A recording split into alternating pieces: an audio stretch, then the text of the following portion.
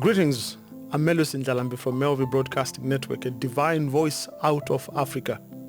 Allow me to speak to African leaders on this clip. Regardless of your country, regardless of whether you worship the Creator or not, I want you to just borrow me a few minutes of your time. I want to speak to you about something that will change your life forever. I am a certified life coach and relationship coach, and therefore I want to speak on this subject as a child of God, as a Christian, as well as an aspirant African who's hoping for freedom and also for the prosperity of this kingdom. I'm on a mission for the Master to create seeds for the kingdom, and this mission is bigger than me. I am on Daniel 2 right now. The vision, the dream was from God, given to a leader who was concerned about the future of his kingdom, the great kingdom he had built.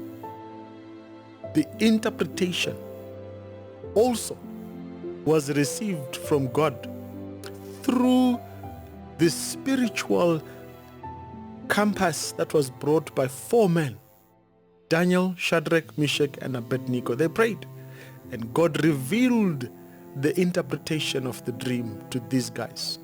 They were brought before the king. That's Daniel chapter 2. And upon realizing what has happened here, Nebuchadnezzar thanked these guys, honored Daniel, made him one of the great men in the kingdom of Babylon, and at his request he also promoted the other 3 friends. That's Daniel chapter 2. The vision is from God. The interpretation is from God. The men used to help the king are men of God. But come with me to chapter 3. Where did the image on that plain of Dura come from? Whose idea was it, dear leader?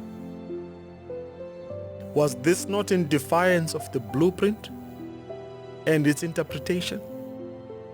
How is it that as African leaders you liberated this continent, but in that process you became its oppressors, in that your people are not free? How is it that African liberation wars were for freedom and for prosperity, and yet we see the opposite in those countries? How is it that you fought for these divine principles of freedom and prosperity and unity, and yet in your constitutions and your policies there are aspects that are in conflict with the blueprint?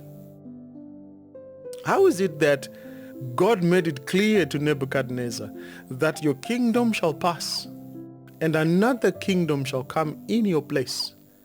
How is it that he wanted to make himself an eternal king and that his kingdom shall not pass away? How is it that we have leaders who want to hold on to power when we know that kingdoms come and go? Leadership is a button stick you must run with now, but at some point you are going to get tired. You're gonna have to die because you're not immortal, and you shall have to leave a legacy and hand over power and authority and blueprint strategies to the next generation. How come Africans want to hold on to power until they die? Yet the blueprint says, your kingdom is gold, but it shall pass. You've done your best.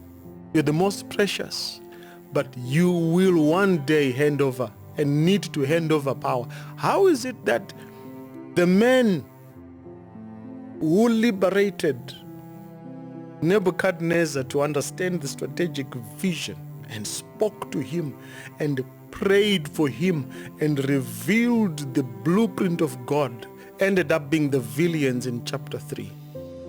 Villains to the point where they were to be killed. Leaders, are you sure that the people you call your enemies are really your enemies? Or they are actually the voice of conscience to help you come to your senses on what God is saying?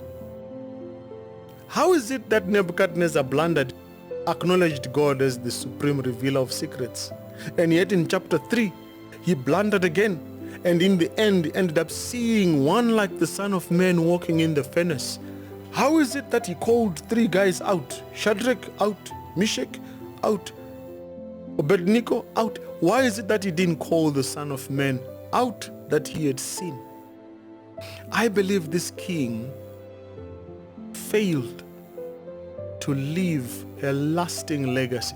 And that's why later on in chapter 4 and later on, he is cut down. His kingdom is bended and told that the tall tree must be cut down.